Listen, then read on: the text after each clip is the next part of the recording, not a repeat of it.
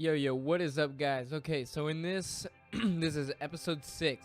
We're gonna call this, I'm gonna rename this series, guys. I'm gonna rename it to Studying Rap instead of Rappers, because we're not really studying the choruses. We're not really studying, like, the song. You know, like, the verse breakdown. We're not studying the lyrics. I don't know why that took me so long to say.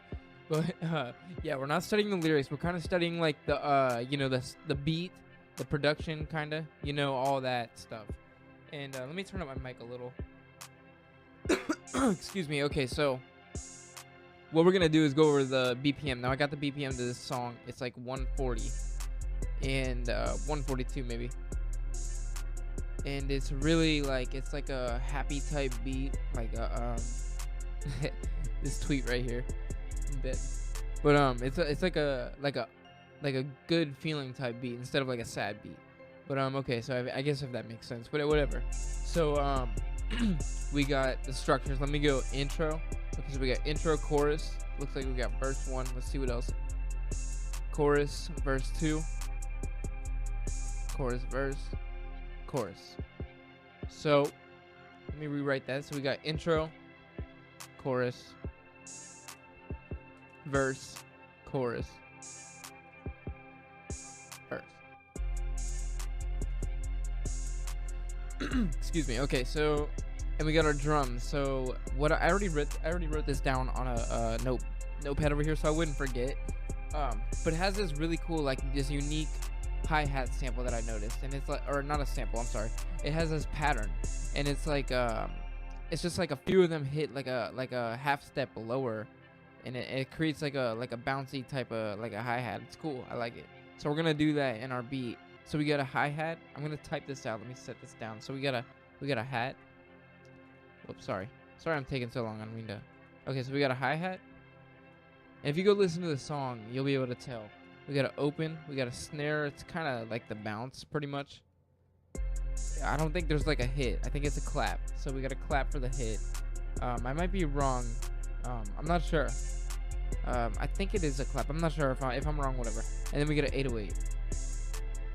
Okay, so, and that 808 kind of drives it a little, but that this is our piano. Our pad is a piano, and it kind of drives the whole track. So I mean, the chords and the melody are really driving that feeling of like that happy kind of like feel for this beat. So that's what this is. And now we got effects. We have a couple of effects on here, like risers, and we could do like a vinyl off, and we're gonna do cuts, or you know, whatever, cuts, whatever you want to call them. Okay, so, and I want to go over our literary device in a second, but first let's go over this. Now I wanted to break down you know what, yeah, let's go over our amplification, because I think this is really important. So let me just go over this really quick. So yeah, we pretty much have this. It's pretty much what the song is made up of. So we got an intro, chorus, verse, chorus, verse, chorus. So it's not too long. It's about, what is it, 3 minutes maybe of a song. And we got a hi-hat, open, snare bounce, fix that, clap, 808. And I mean, there might be a couple other sounds, you know, we can add for ourselves to give it a more unique, you know, of our type of sound. So we got a piano, and the piano is going to be the same chords and melody. So I guess I should have done. Let's see. Okay, so now let's go to amplification. Now this is really awesome. I thought this was like a really cool literary device. Let's go to the let's go to this tab. So we're in literary devices, not .net over here. And let me like just define it really quick. Let me write the definition. We don't really have to like write it down, but I mean, I was always told, like, when you write things down and read them, you learn them a lot better because you're actually hands-on with it. I mean, if that makes sense. I forget what the like thing is called. Amplification, something, I don't know, instant something. Okay, so amplification is a rhetorical device writers use to embellish a sentence or statement by adding further information. The objective is to increase readability and worth of the statement or sentence. They usually use it when a simple sentence is abrupt and cannot convey the desired implications. Writers then use amplification to make structural additions and give further meanings by describing and repeating a certain statement or idea. So we don't really have to write all that, but that is like a big deal, because like if you look at this example over here, it's like let me just read it. Mr. Like, you can definitely see how this is like useful in rap. Mr. and Miss Veneering, whatever the fuck, were brand new people in a brand new house in a brand new quarter of London. Everything about the Veneerings was spick and span new. All the furniture was new. You can like rap that if you want to. Brand new people in a brand new house in a brand new quarter. No, I'm just playing. But like it's pretty much like dragging on. It's amplifying like what they have. So like everything was everything. There's new. All their servants were new. The place was new. Harness was new. The horses was new. Pictures were new. Themselves were new. They were nearly married as the lawfully. So blah blah blah. Brand new. So it's like a non-stop, and you can see why that's useful in rap. If you want to convey a point, you could really amplify that point and like just keep describing it in certain ways, and just like literally every point of the corner, and kind of get like a that might be hard for me to come up with like a good example on the spot, because it's kind of like long and I have to think a little bit. I mean, I know I mean, yeah, I should be able to come up with it. I should probably think a little bit. I'm a dumbass. But yeah, let me read one more of these, or this one right here. This one looks good. The Raw Doll. I used to read Dude when I was younger. Like, okay, so if a person has ugly thoughts, it begins to show in the face, and when that person has ugly thoughts every day, every week, every year, the face gets uglier and uglier until you can hardly bear to look at it. A person who has good thoughts can never be ugly. You can have a wonky nose and a crooked mouth, a double chin, teeth stick out. But if you have good thoughts, it will shine out your face like sunbeams, and you'll always look lovely. So it's like amplifying the side of being ugly. So you could just be like, you could just say this right here. If a person has ugly thoughts, it begins to show the face. You could literally say that and go home. Peace. But they drag it on right here. So it's like, and when that person, and blah, blah, blah, blah, blah, until, and then a person can never be ugly. So you could literally just say that, go home. But like they amplify that. So let's do like meaning or some shit. So we got meaning, and I think if you do kind of like, if we say to amplify a point, or to describe all corners of your topic, I don't know. Yeah, something like that, I guess, or like amplify it. Which is a bad that's why I'm trying to not include that word, because like you're like, bro, amplify it. But that's what it is, amplification. So describe all corners of your topic. Like try to like, you know, I don't know why the word amplify keeps coming to my head, but whatever, bro. So that's what it means. So let me just delete this. I'm not gonna type all that out. So back to our beat. Let's go back to here. So that's really, really helpful. I think you guys should take notes. I've taken notes. I actually have like 3 I have a 1.5 literary devices until I have all the way up until like F finished. I've written them all out with all examples, just because I want to learn them. Like, I think they're really important if you want to write and become a better writer if you're rapping. And if you're rapping or writing, you should, you know, learn these, because this is like how heartfelt things and heartfelt stories are told.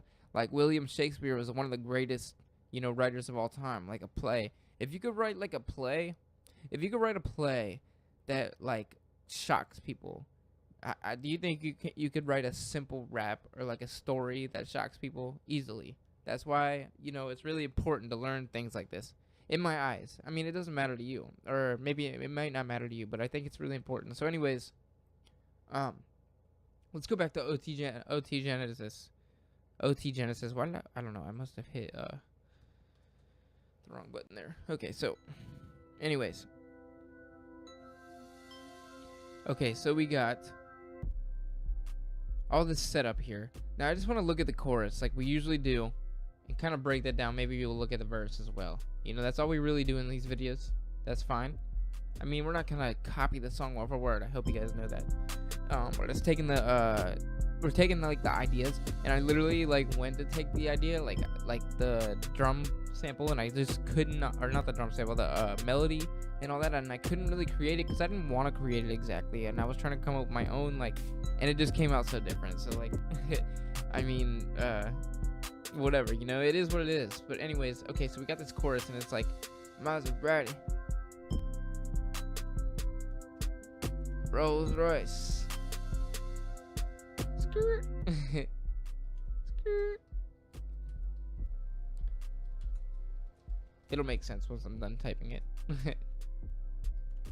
I just want to type it out, kind of, which is dumb, but it'll help us get the idea, the structure of it. If you type it out or take notes, it helps you a lot more. Like, you're just gonna look at it and then forget, because that's what happens. Like, let's be honest, happens to me, bro.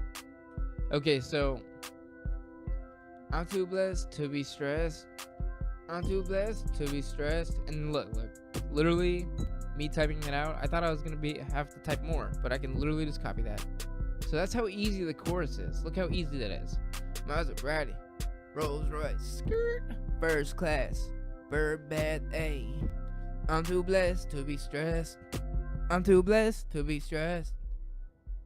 Maserati, Rolls Royce, first class, verb bad A. I'm too blessed to be stressed. I'm too blessed to be stressed. That's easy. It's not easy. I mean, coming up with the whole entire idea and the whole song is not easy. So credits to all these people that produced it. But it's an easy chorus that we can use. That's an easy structure that we can use. I don't know why I can't paste it. It's kind of annoying. But oh wow, why can't I paste it? I don't know why it's being slow, guys. My bad. It's just stupid notes that I have. So let's just, okay. Let's do this.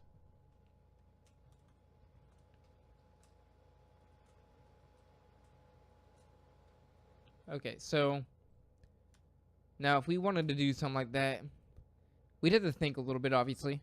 But when we go and produce this, I think we'll just take the notes and we'll link that same we'll link this the next video. Then when we actually go and take the ideas behind this, the BPM, the structure, the choruses, and all that into account with all this stuff, and the piano as well. So we'll get the chorus down then. I don't really want to like try to hammer it out right now, but yeah, that's not too bad. But anyways, let's look at the verses. This looks like about a 16, or it might be a little longer. Looks like a 16, might be longer, I don't know.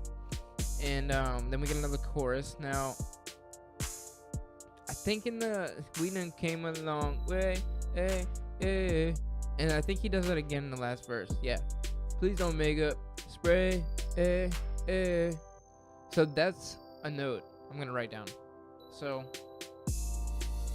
where is the air? Okay, so verses end in the same way.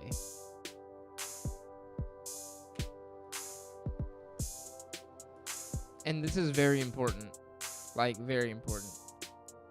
I mean, not very important, not dire, but I mean, it's important because, like, if you're listening to this and you don't know who produced it, if you just literally just heard it the first time ever, you don't know who made it. If it was me and you heard it and I made this I made this style or like whatever, and you heard it was me on a different song, whatever, and you didn't know, you'd be like, wow, that was kind of clever how the verses ended in the same way, like, or whatever. Maybe you wouldn't notice it, but it's definitely a psychological, helpful thing.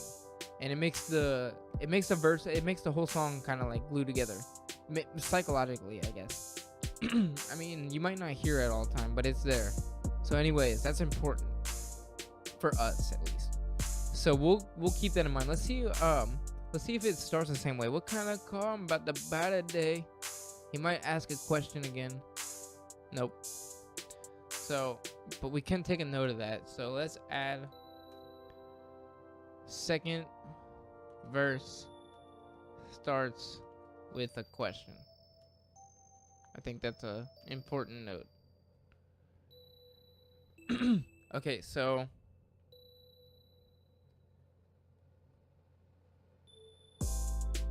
I don't really see anything that's like too popping out anymore. So I mean, this is pretty much it for this video, guys. I think we analyzed it pretty deeply, and I think we can kind of start building off this. I mean, this is a pretty good blueprint for we got cut chops, beat chops,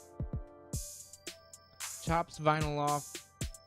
We got piano, chords, and melody. Sorry, my thing just saved there. Okay, piano, chords, melody. You know, other sounds: 808, clap, snare, bounce, open and hi-hat, and all this other stuff up here. And we got our chorus idea pretty much figured out. So thank you for watching. I think we're gonna get ready to go over this. We're gonna have the link in the description for the next video, and it's gonna be tagged all along, like in this video. So whatever you want to see. So thank you for watching. Peace.